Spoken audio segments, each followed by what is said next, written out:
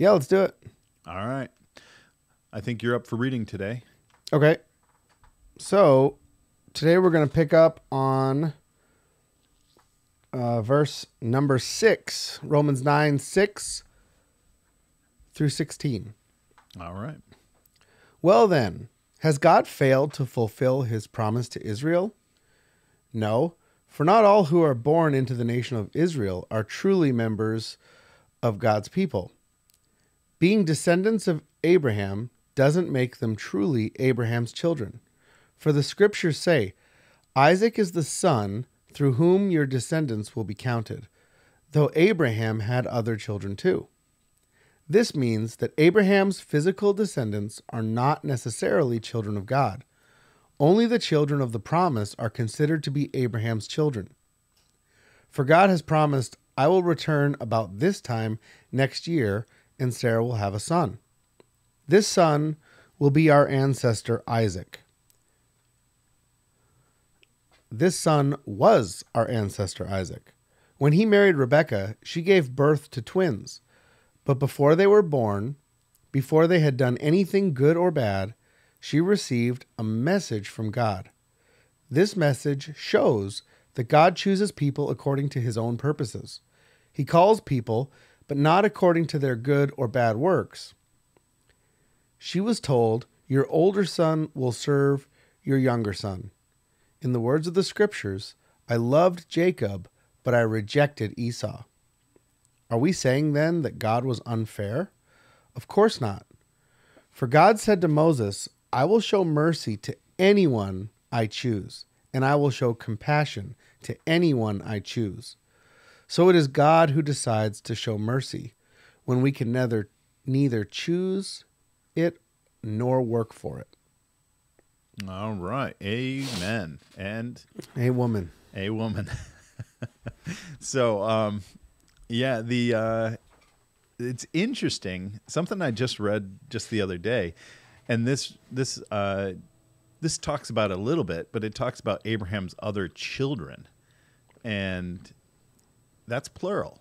And a lot of people remember that Abraham had Ishmael and Isaac, but what I realized earlier this week is he had at least 6 other boys after Sarah had died. Have you ever heard that? No, I thought he had 2 kids. Yeah. And I thought the first was Ishmael that he had with the younger chick because he didn't figure Sarah was going to get pregnant. Yep. And then he was blessed with Isaac despite their old age. So I kind of thought that Isaac was the miracle kid and the end of the beginning of Jews. Well, when Sarah died, it says that Abraham got another wife, and this would have meant Abraham was like super old. I mean, he would have been around 140 years old, and he had 6 boys with her. So he could have had daughters. It doesn't say, I suppose, but 6 daughters with her. So how old did Abraham live?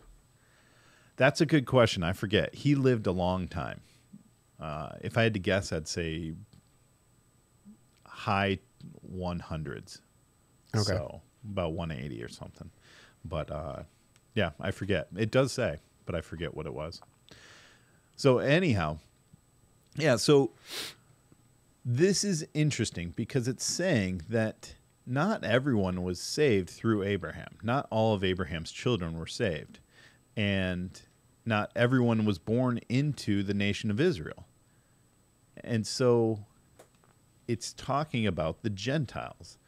And it's talking about how the Jews were the promised people, but it's talking about how that relationship between the Jews and the Gentiles was working. And it even goes into how God and Isaac, Abraham's son, dealt with his sons when he had Jacob and Esau. And Esau was the firstborn, so he would normally have received the blessing. But God said that he was going to choose Jacob over Esau, and that the older son would serve the younger. So this is pretty interesting, that it's sort of God deciding who he's choosing in these situations.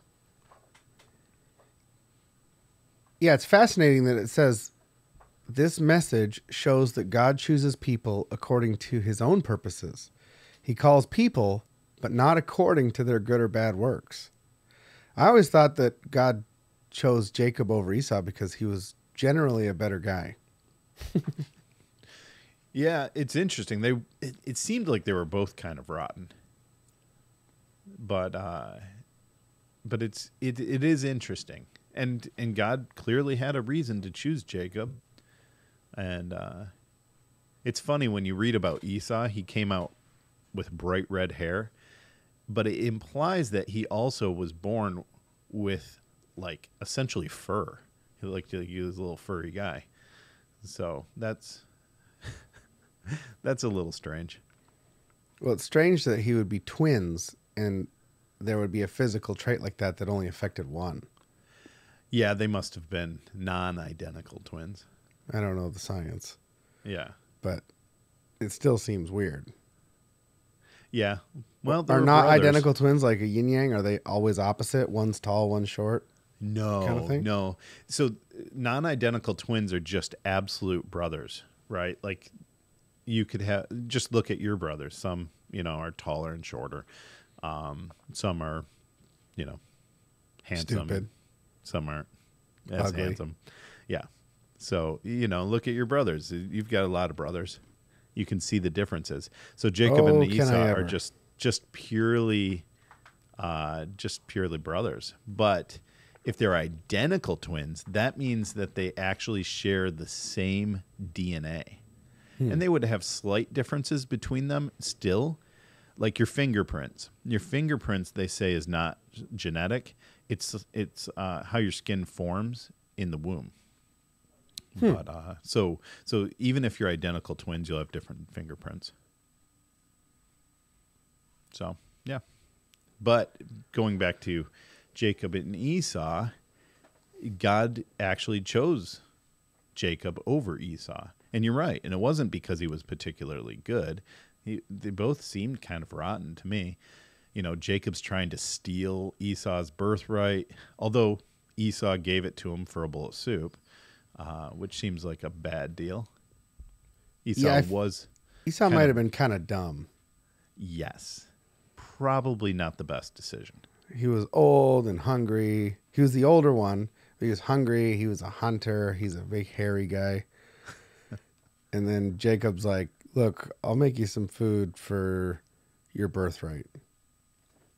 And now birthright's kind of a bizarre thing because it was like whatever the father blessed the son with, the son just sort of got it. Yep. It almost seemed a little bit magical. Yeah, and what's really surprising about it is that it wasn't something that Isaac could take back, right? It wasn't like, hey, you tricked me. Now give it back, and I'm going to give it back to Esau, because that wasn't right. It was something where it was like, all right, well, sorry, Esau. I'm going to have to give you some substandard blessing, and you're just going to have to stick with that. Yeah, so the dad says whatever the magic words are. Yeah. That gives him his birthright at the appointed time, and he thinks he's giving it to the older son. Yes. Because the younger son dressed up like him. Yeah. And, the dad was kind of blind, and he's like, oh, man, you sound just like the wrong son, but, well, your arms are hairy, so I guess it's you. Yeah. And then intent played no role in it. Like he intended it for Esau. He went through the process. It's almost like getting married. It's like they said their vows. And then when Esau's like, what do you mean you gave me my birthright? That wasn't me. That was my brother dressed up like a goat. And and then the dad's like, well, he was the one I said it to. So even though I totally did it by accident, no take back. It's like you when you get married, if you pull up the veil and it's the chick's sister, it's like you can't go, hey, go sit back down in your seat. Bring the sister up that I wanted to marry that's the correct one. It's like, now you said it. You're in. There's no backsies. No quitsies, no anti-quitsies. And you're the ugly sister going, you've got to be kidding me. Like, we're going to trick him into marrying me? And well, then she's like, well, I guess sounds good. I'll do it. I'll take it. What that's funny. That's Jacob. So Jacob kind of got what he deserved, I guess. Oh, that's right. He got married to the wrong girl. Yes. Same way he got the birthright. So, Jacob was going to be stuck to it because he thinks, well, this is how it works. Intent has nothing to do with the situation here. The fact that I was absolutely pissed drunk and I said I do to the wrong girl, well, I'm married now. That's how it works. You got to be very careful with what you say and who you say it to. Yeah. And so, we can never know what God's purposes are, really. So, Jacob was the one that was going to get the blessing, and he did. And I'm sorry. You got the shirt that I can match if I want. Yeah, and it's funny. I have two of these shirts. This one is orange and blue stripes. Yep. And I have one that's blue and blue. And I forget what yours was, but it was super similar. It was on the screen. They looked exactly the same. Mm-hmm. And it's Twin Tuesday again, and so it looks like I'm dropping the ball. You came dressed in the uniform, professional as always, and I'm wearing a Duke's Restaurant from Hawaii shirt. Yeah. How was Duke's? Duke's is fun. Is it? Have you ever been to Hawaii? No, I've never been to Hawaii. You know what? If you're trying to plan a fun vacation, I always advocate for California, but if you're looking for a fun vacation that's a good beach situation, you can't beat Hawaii. All right. I mean, because there's beaches everywhere. There's beaches everywhere. The water is warm, and the waves are great.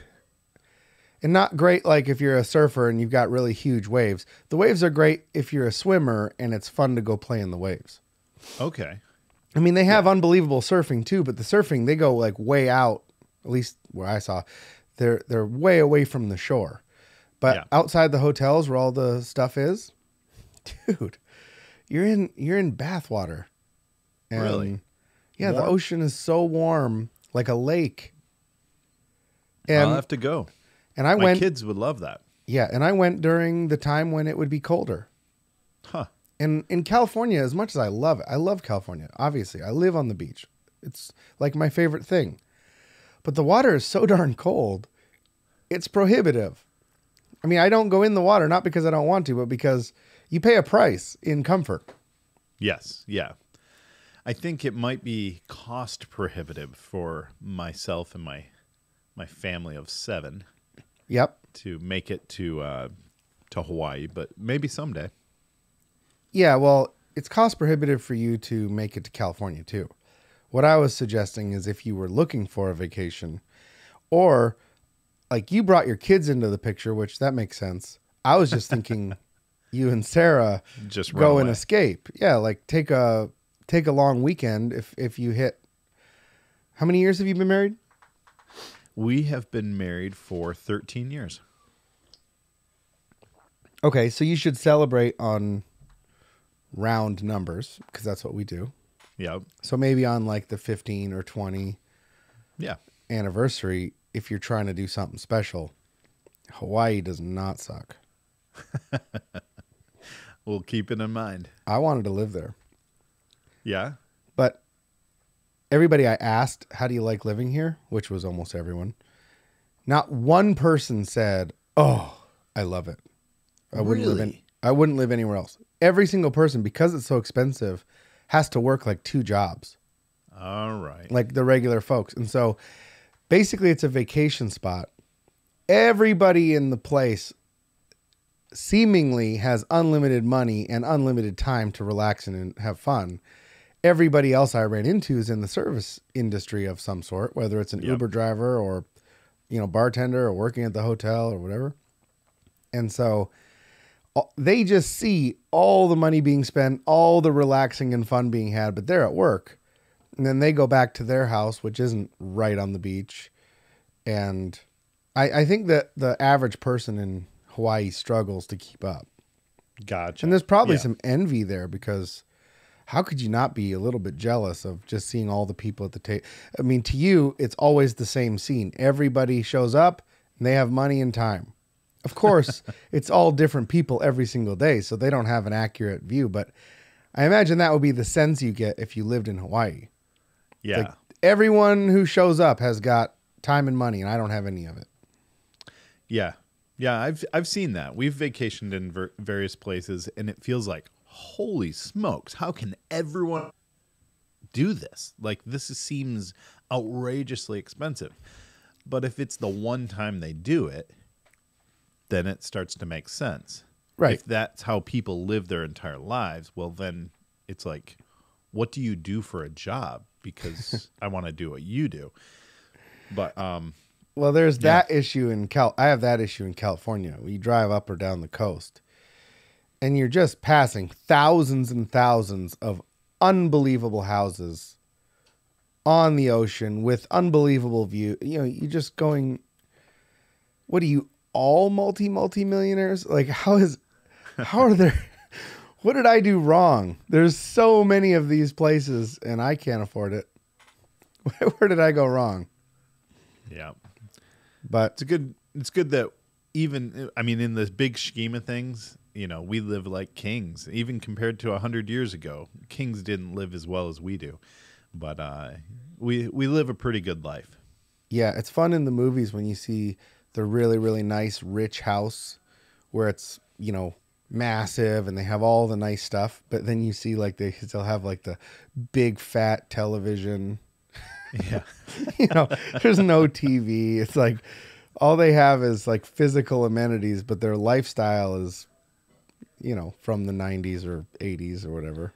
Yeah, I remember watching Downton Abbey and thinking they live in essentially a castle, but they're using wood to cook their food. Yes. And it's like, yes. That's the aristocrat. Yeah. They have a whole wing of their house for all of their servants, but their servants really are needed to even live anything close to what we currently live. The best is videos that are like old, like high-tech thrillers like Johnny Mnemonic or The Net or something like that. And then you see the computers and they're talking about viruses and they're taking over the world and we're downloading data. And you can see how much it's like a megabyte. And they're using these big, massive computers with a keyboard and they're hurrying. And it's just like loading and, Yeah. like, dude, I can download a 4K movie faster than these people can download a file of the spies' names and phone numbers and addresses. I was looking through a thing looking for an SD card, and I found one, and I'm like, oh, okay, how much is on this? And it says 8. And I was like, oh, 8 gig, that's kind of small. And then I actually looked closer, and it says 8 megabyte. And I'm like, they made SD cards back then? Like 8 megabytes? That's like less than a picture.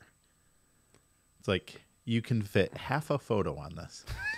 So, yeah, no good. What are you going to do with that? No good. Well, 8 megabytes will hold a picture because I used to have one that was 512K. Okay. And I could put a bunch of pictures on it. Now, Yeah, JPEGs. They were old pictures. If you tried to put it on one of your nice cameras and took a picture, that's going to be over 8 megabytes. Wow. Yeah, they might be right. But, yeah. So you watching the news at all these days? Well, I'm sort of not. Because everything on the news is political and everything on Twitter is political, and everything on Facebook is political. And when I go over to my family's house, whether it's my parents or my uncle or I'm out with friends, it's political. Like, that's the conversation. Everybody's very, very obsessed with all things politics. Yeah. And somewhere along the lines, there are certain, the reason why I have to stay away is because I have all my own opinions too. It's not like I'm ambiguous to it and I go, well, who cares? I wish I was like that. But no, I have my own thing of, I think everything should work the way I, ask me, I'll tell you. The funny thing about your opinion, I think, is that it's rarely someone else's opinion. And so you almost universally. That's true. I don't have a belief in the winning side. I don't look at our options and say, well, that's a good one. I look at everyone as varying degrees of bad. So someone that actually, joins a team. Yeah, and because people want to, and that's also why I don't like the conversation, because I already know going into it that my view is sort of always contrary. And also, I don't have a good solution. And even if I had a good solution, I don't have the power to do it or change anything. So when it comes to the whole political thing right now, I'm kind of in the camp of God has given me the serenity to accept that I can't change it. Yeah. Nobody's asking. I can't even vote, let alone go in and fix all the problems. And so I'm kind of like, well, I can't do anything about it anyway. My choice is either be pissed or don't be pissed. Yeah. And when I engage in these kind of things, it works me up, and then I get upset. And so I try my best to stay away, even though it seems impossible. The one silver lining in the whole deal is I do enjoy the humor. Like the memes, the people who are able to joke about it and just throw humor at it. Now that I can sink my teeth into. I'm okay mocking the situation that I can't do anything about anyway. Yes. Well, speaking of change and speaking of mocking, okay, there is something that you may or may not have heard of. And it's been around the internet quite a bit this week, but so they were doing prayer at Congress. And Congress was praying? Congress prays. Yep. Congress prays. I know they used to. And they always bring someone in to pray, and it's very wide a range of people who will come in and pray. But recently there was, and I don't know who he is or what church he's from, but this gentleman, he was praying, and at the end of the prayer he says, "Amen and a woman." And you get the impression that they're just trying to play this, the gender thing, right? Was that a joke? I have heard of that. I've heard people refer to that, but I thought, is that just a joke? So the best I can tell is that he was trying to sort of equate gender roles. But the problem is the word amen has nothing to do with gender, right? Like this comes from ancient Hebrew, and it's like, let it be true or something. It's an affirming word, right? And it comes from Hebrew. It has nothing to do with man or woman. But it's the way we say goodbye to God. Well, yeah, I mean, but it's an idea of like we agree with what we're saying and we want it to come true. That's how I understand it. Yeah, that's probably true. And but I got such a kick out of it. And I started thinking, like, Sarah and I were talking, and I was like, what if we played that game with like literally any word that has men in it? Can you think of a word that has men in it? Other than amen? Yeah, other than amen. Because I can think of that because it's right in my head. I'm gonna put you on the. I'll just lean back and wait for you to come up with something. Procurement. Yeah, so procure-womanent. Procure-womanent.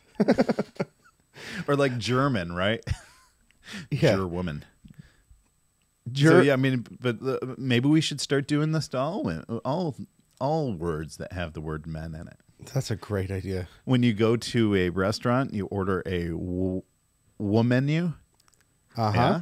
Yeah. Can I please have your dessert menu? Or when a woman gets a little older, they get menopausal. Well, now it's womenopausal. That one actually kind of makes sense. Yeah, and womenstration. Womenstration. And so you just Contrary to what they teach in schools, men don't have that. womenstration. Well, They don't have womenstration. if menopausal is for women, maybe womenopausal is for men. Who knows? I'm not exactly sure what the woe does to the word. I saw a meme that said, "Why do we say amen?" And that's because we sing hymns, not hers. That was kind of funny. That was the one that I saw where I was like, "What the heck is this? Why is everybody saying a woman?" A And woman, I didn't because I didn't see the Congress guy actually use it. Remember when you had meningitis? I had womaningitis. You had womaningitis. Well, actually, I had meningitis. Come on. I have a friend who's he's been tested and he's a genius. And the organization that makes people geniuses is called Mensa. So Mensa genius makes you woman a might be- genius? Well, it's an organization that you can take a test and they certify you as a genius. Wow. Do they certify anything less than genius? I mean, can you officially get certified as a dope? I'm not aware. I'm not aware if you can do that. I mean, you can lack the ability to get certified as a genius. So, Well, I clearly have maybe that. that counts. I clearly have that. I was curious if it could be like, yeah, you're in. Because I would want below average. I would want to score low. I would want to know. Yeah, you're in like the bottom 12% of people, and then I'll be like, well, hey, look at what I've done, even in spite of it. Yes. This is good. If I do that and they're like, oh yeah, you're top 90, I'll be like, oh man, I don't even have a house on the beach. I can't even figure out how to get it. Yeah, I want low expectations. You have all the tools, and you don't know how to use any of it. So I wanna score low. So, but a woman genius might be a woman. Actually, you might have to go womensa to find the opposite, right? Yes. You can make a new website that certifies as people as less intelligent. Well, and that would normally be women. Yes. Have you ever considered? No. I thought you were just going to let me say that. You were. I was thinking about. I'm rolling some of these words around in my mind. Hey, come on. This is a devotional for men. We can say it. No women listen. No, not at all. And because our devotionals are so manly, you can't get around it. What do you do with the word woman? Well, woman is a woman. Well, but it's got man in it. We got to put woe in front of the woe to get woe man. This is obvious. And when you're eating Chinese food, you can't just have ramen. You got to have raw woman. Raw woman sounds good. Raw woman. Yeah. It's also I'm hungry. Have you ever had someone like older than you that's sort of like showing you the ways of the world?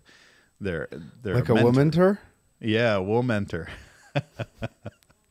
Those are people that are showing you the bad things to do in the world. Right. Cement would be woman.